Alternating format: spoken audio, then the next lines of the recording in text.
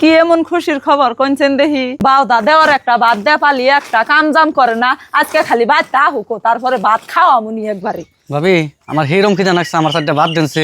খায়া তো আমার কাম নাই, আনে এখন আমি ভাত দিবার যামু।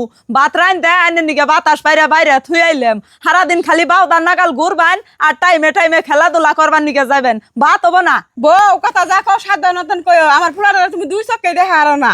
আন্নে লাইদেন দেখেই তো এরকম হয়েছে, নইলে তো আর এরকম হইতো না।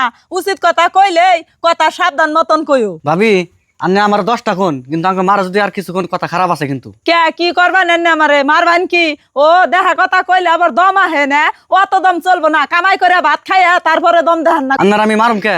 আন্নে থেকে থেকে কথা বাইরে দেখুন যে হেজুনতে আমি ওই কথাটা কইছি। আর আন্নে খেলার বিষয়ে কি জানুন, আমি এই খেলে যদি সাকসেস হই হারি পুরা ভারতবর্ষে আমার নাম থাকবো। আন্নে নাগাল মানুষ যারা আছে তারাই ভাবে যে আমরা বোন খালি বাদ আমি করতেছি, আসলে তো তা না। এই ক্রিকেট খেলিয়া বেবব সূর্য বলছি 15 বছর বয়স একলাই সারা পৃথিবী কাবাইতেছে। আমার একটা সুযোগ দেন, আমি জানি ওর মতো হই হারি। হব গেদা ঠিকই কইছে, পোলাহান্ডেও খেলাধুলা একবার চান্স দেন নাকি। আর যদি ওর কপাল ভালো থাকে তুঙ্গ নামও একদিন উজ্জ্বল করবো।